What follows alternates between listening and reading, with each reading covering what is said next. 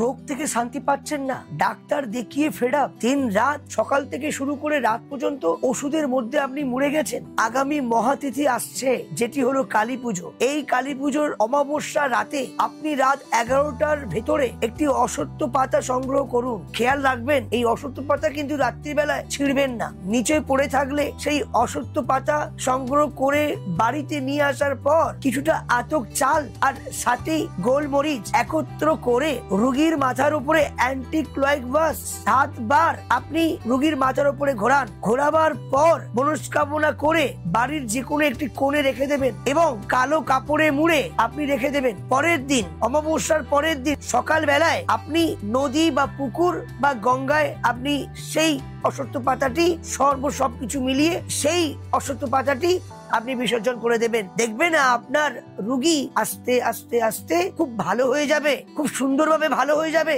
ডাক্তারের জায়গায় আস্তে আস্তে সব কমে যাবে। সকলে ভালো থাকবেন, সুস্থ থাকবেন। জয় মা।